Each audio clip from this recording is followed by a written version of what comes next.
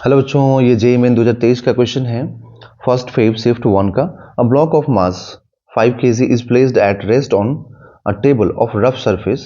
Now if a force of 30 Newton is applied in the direction parallel to the surface of the table, the block slides through a distance of 50 meter in an interval of 10 seconds. ठीक है।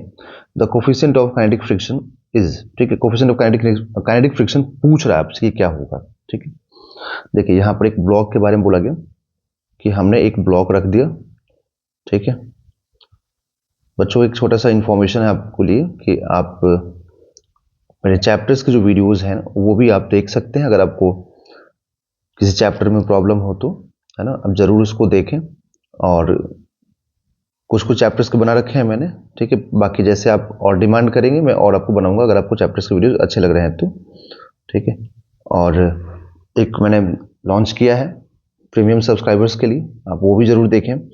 उसमें बहुत सारे features हैं जिसमें आप direct मेरे से क्वेश्चन पूछ सकते हैं मेल के थ्रू। पहले मेल पे भेजिए क्वेश्चंस, फिर उसके बाद से मैं उसको सॉल्यूशन डालूंगा, या फिर मैं, अगर आप उसको करते हैं तो मैं आपको अपना नंबर भी दे दूंगा, आप डायरेक्ट बात भी कर सकते हैं। ओके, देखिए इस क्वेश्चन में जो बोला गया कि हम फोर्स अप्लाई कर रहे हैं तो 50 मीटर का डिस्टेंस कवर कर रहा है एक फ्रिक्शन मतलब रफ सरफेस पे। ठीक है, तो यहाँ पर ये लगेगा mg, यहाँ पर लगेगा नॉर्मल रिएक्शन।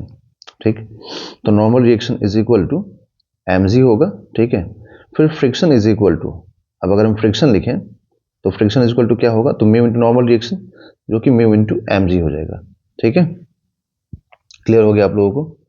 तो अब यहाँ पर अगर हम एक्सेलरेशन की बात करें तो एक्सेलरेशन इज इक्वल टू क्या होगा, फोर्स बाई मतलब नेट फोर्स बाई मास।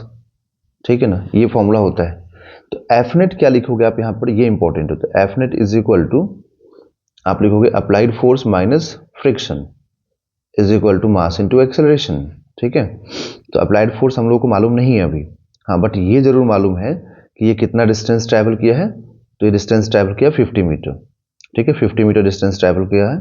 तो S is equal to U T plus half A T square. ठीक है ना, 50 मीटर का डिस्टेंस ट्रैवल कर रहा है। तो बट ये देखो रेस्ट पे है, मतलब इनिशियल वेलोसिटी क्या है, 0 है। इसका मतलब 50 metre is equal to initial 0 हो गया, प्लस हाफ इंटू एक्सेलरेशन कितना है मालूम नहीं है अभी। 10 सेकेंड तक ये ट्रैवल किया, मतलब 10 सेकेंड में 50 मीटर कवर किया है। तो 50 और ये 10 सेकेंड का स्क्वायरिंग करेंगे तो क्या आएगा, 100 आएगा। ये 2 से कैंसिल होकर 50 हो जाएगा। ठीक है, तो 50 इज इक्वल टू 50 ए, तो कैंसिल।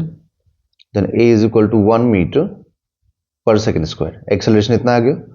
अब हम क्या करें यहाँ पर, तो जो एक्सेलरेशन आया है ना, इसका हम लोग यहाँ पर यूज करें एफ नेट वाले कॉन्सेप्ट में। तो एफ नेट क्या है, तो नेट फोर्स आपने 30 अप्लाई, आपने अप्लाइड फोर्स 30 दिया है ना। अप्लाइड फोर्स जो यहाँ पर है वो 30 न्यूटन है। तो 30 न्यूटन का फोर्स आपने अप्लाई किया है minus coefficient of friction into normal reaction. ठीक है, तो नॉर्मल रिएक्शन का मतलब मास हो गया ना। तो मास कितना है इस ब्लॉक का, 5 kg है, तो आप 5 लिखिए इनटू जी का value 10 is equal to mass into acceleration. तो मास कितना 5, एक्सेलरेशन आपने निकाल दिया ना, नेट एक्सेलरेशन कितना है 1 है। ठीक है, तो आप 5 से ना कैंसिल कीजिए इसको पूरे इक्वेशन को, तो 6 से कैंसिल, ये 5 कैंसिल, तो 6 माइनस म्यू इंटू जी का वैल्यू 10 इज इक्वल टू 1। ठीक है, तो अब इधर से अगर हम देखें तो 10 mu is equal to 6 minus 1 करेंगे, then mu is equal to क्या आएगा 5/10, दैट इज 1/2।